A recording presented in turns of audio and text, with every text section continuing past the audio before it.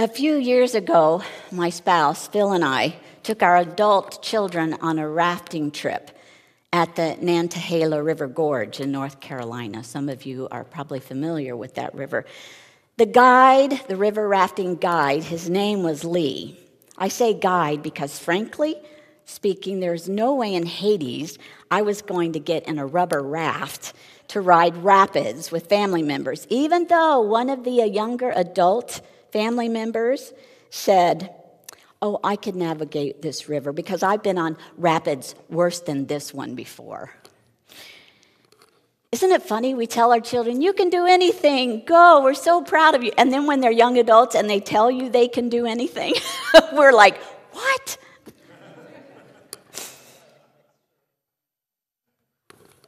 Okay, I will admit there were calm moments between some of the times when the water was choppy and rough, when we could comfortably look up at the rocky mountainsides. Those mountainsides were covered with a massive amount of vines. When Lee, the river guide, pointed them out and said, "Oh, that's kudzu," I felt my indignation rise. I know, you know this too. I thought, "Oh, you awful creeping killers, you're destroying so much, I hate you." Then, almost as though the man knew what I was thinking, Lee, the guide, said, "Yes, it's true what you've heard about kudzu. The invasive plant covers an estimated 7.4 million acres in the southeast, and it has a reputation for damaging ecosystems, biodiversity, and economies. But there's some good news, too. Listen to this," he said. "Researchers are beginning to identify kudzu as having some cancer-fighting qualities. Now, there's much to study," Lee said, "but it appears that kudzu may develop into a very desirable plant with real hope for a better future, especially breast cancer." I was so shocked. I'm like, this can't be true. I was so surprised that when Lee said, "Pick up your oars and start paddling," I was still sitting there dumbfounded. And so everybody had to quickly put their oars in the water to keep us from tipping in the chopping waters. But the whole trip I was thinking, was Lee really telling me that something that I thought was horrible might soon turn into something hopeful? Did he really say that kudzu, native to Japan, that was introduced to the United States in the 1876 World Fair in Philadelphia and touted as a great decorative vine that is now devastating the land, might prove beneficial? That can't be right. It can't be right. So I came home after the river rafting adventure and looked up more information about kudzu. I learned that the vine that ate the South, that can grow up to 1 foot per day, can be used as a building material. There's a couple, former professors in North Carolina, who launched an architectural firm in 2012. They said, "Building and construction make up nearly 40% of global carbon emissions. However, the stems of kudzu are hard, fibrous material, which these two say makes it really tough, flexible building material." Katie McDonald and Kyle Schumann hope the building industry can one day replace carbon-intensive building materials such as concrete, steel, and aluminum with materials like kudzu, an invasive species. Schumann said, "In specifically targeting kudzu as one of the species to use, we're trying to question preconceptions about what architecture is or what architectural materials could be." Mind-blowing. I want to hold on to this idea. Now, it's a different truth than I could ever have considered before reading about kudzu. When it comes to our beloved Earth, our home, and what we know for a fact about climate change and the future, it's really hard to hold on to any optimism for the future. I know I'm not alone. I can only describe it like this. My thoughts kind of sit on a proverbial bench. One bench where hope sits there and heartache exists. Not comfortably, I might add. Imagine two beings or persons seated on a park bench, one named heartbreak and one the other named hope, the gritty kind of hope. The two might be spaced evenly apart on the bench most of the time, but know this, at any moment or any time, like greedy children or like children who have this naturally to want to take up space, or greedy adults who want more space, the two will try to push each other off. Hope is going to take up, no, heartache is going to take up more room. Regarding how I feel about climate change, and depending on the day, one or the other will likely take up more room. For example, notice in your mind this bench with hope and heartache. As I give you these facts, tell me about who's taking up more room. Carbon dioxide concentration is at the highest level in 2 million years. Sea level rise is the fastest it has been in 3,000 years. The level of Arctic ice is at the lowest level in 1,000 years. Earth is barreling toward 1.5 degrees Celsius above the current warming levels. If emissions don't decrease sharply, we will burn through our carbon budget of about 500 gigatons of carbon dioxide in 10 years. At this point, there appears to be no way to fix the trajectory except to stop using fossil fuels immediately, which we know isn't happening. Okay, let's pause for a minute. How about that bench? Who's taking up more room in your mind? In my mind, hope has about 2 slats at the very end of that bench.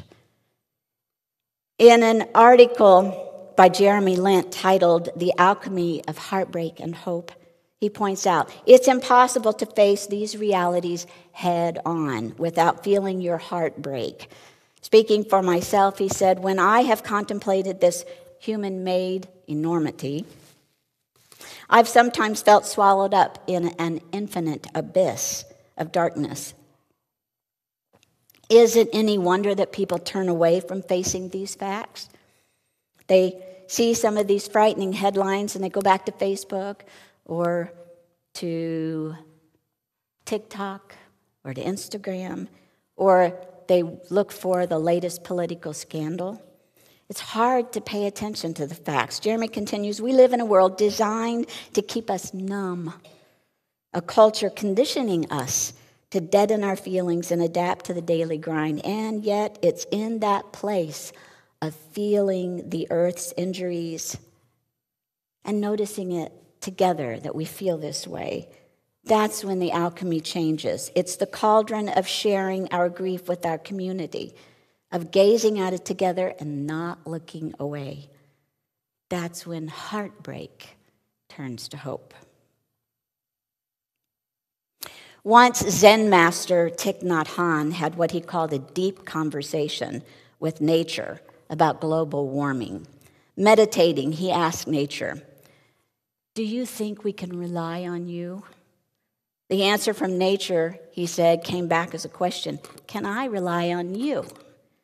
After a while, Tay, or the teacher, Thich Nhat Hanh, found himself replying, yes, you can mostly rely on me. And nature responded, yes, and you can mostly rely on me. Gritty hope. It's a phrase I heard Jay Hardman, our garden guru. Jay is up here in the shadows. You used this one day, Jay, and I think it applies perfectly to how we feel in the face of really tough facts, and yet we must persevere. Gritty hope requires a commitment to remaining awake to the facts and then to create a covenant with others, to do whatever we can to make a difference now, to do good, not because of the outcome, but because it's the right thing to do. Chet Ramo wrote, I did not want to be good because I feared hellfire, but because it is good to be good, good for oneself, good for one's family, good for one's fellow humans, good for the planet. So these two readings and a few other quotes I dearly love. One was called, the one Thich Nhat Hanh's was Minding the Earth, Mending the World by Susan Murphy. And the other one is by Chet Ramo, When God is Gone, Everything is Holy. Gritty hope, gritty hope. It's about hanging on to hope and working for positive change, no matter the projected or otherwise outcome. Maintaining gritty hope. Maintaining this gritty hope is an act of defiance, a refusal to succumb to despair. It's about moving through life with awe and wonder as well. That is, living a life that is so enraptured by nature that one begins to recognize the interconnectedness of all sentient beings. Ramo writes, quote, "Consider for a moment the little worm Canabditis elegans." I got to tell you, as much as I love science, I stumble over words more often in the realm of science. But I love this. This little tiny worm lives in soil, and it eats bacteria. It's beloved by a lot of developmental biologists. It has 959 cells in its body, exactly. C. elegans has a primitive sort of brain and a nervous system that lets it respond to taste and to touch and to smell. It produces eggs and sperm. It grows old and it dies. A fairly sophisticated life for a creature as small as the letter I. Grab your driver's license and look at the letter I on your driver's license. That's how big this worm is. And yet it has all this function. That was Chet Ramo's comment. Gritty Hope invites us all from Church of the Wild, another book that I cherish by Victoria Loris. Gritty Hope invites us all to read from, quote, the first book of God, which is what the ancients called nature. The liturgies would include the whole world, not just humans. And then there's this idea by Thomas Berry, a cultural historian, environmentalist, and Roman Catholic priest. He urges us to assimilate also the scientific story of creation, what he calls the new story, into our religious and our prayerful lives. He said the universe, the solar system, and the planet Earth in themselves and in their evolutionary emergence constitute for the human community the primary revelation of that ultimate mystery whence all things emerge. When all things come into being, the forms of religious belief that guided us in the past, Barry says, they're no longer adequate to energize our future. He further explained that the old story is a sectarian story focused on the personality of a savior. It has become, he says, a little dysfunctional. For Barry, the spiritual significance of this new story, the scientific story, is this. The universe is a unity, interacting, evolving, and genetically related community of beings bound together inseparably by space and time. Our responsibilities to each other and to all of creation are implicit in this unity. Each of us is profoundly implicated in the functioning and fate of every other being on the planet, and ultimately, perhaps, throughout the universe. A recent study shared that 6 of 10 adults feel a deep connection with nature and earth, whether they're part of a religious community or not. We, humanity, our humanity, biologically has within us a deep connection to nature. In our spiritual village here, our relational, covenantal community that is Unitarian Universalism, we have the best of both worlds.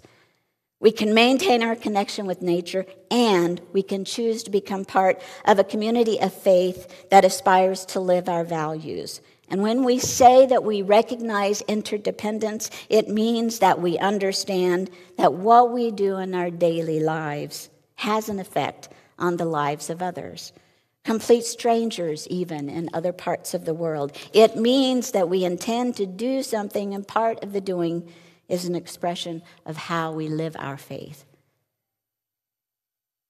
Nature writer Terry Tempest Williams in the Encyclopedia of Religion and Nature used a term called edge walking. I love this idea, edge walking. She talked about a link that she came across between the religion of her youth that brought her both pain and joy and how she feels about nature in her adult years. She said she is an edge walker. Tempest references the edges between biosystems that are called ecotones. These thresholds usually contain the most biodiversity and therefore are the most resilient. Most of us here in this Florida congregation know this ecotone between the ocean and the sand when we walk, that connection. A shoreline, for example, is the ecotone edge between the water and the land. Matter from the sea and the terrestrial shore is exchanged in this intertidal zone. And within these zones, there are more life forms to flourish and persevere. When you take a walk on the beach, think about that edge walking as being very healthy and maybe a hint at the future. Tempest says this is where she resides, along the edges of a very rich awareness of possibility. Perhaps you and I might consider ourselves edge walkers, moving slowly along the shore's edge between the present and the future, picking up pieces of gritty, dirty hope among the debris of scary facts that continue to come to the surface. I bring this message to you today, not because I believe in one Earth Day. Every day should be Earth Day. And I know that this congregation has had hard talks about ways that we can have more sustainability in the future. The year ahead, I will be talking to small groups to explore more about what we can do here in our congregation to better serve the earth. Blessed be, and may it be so.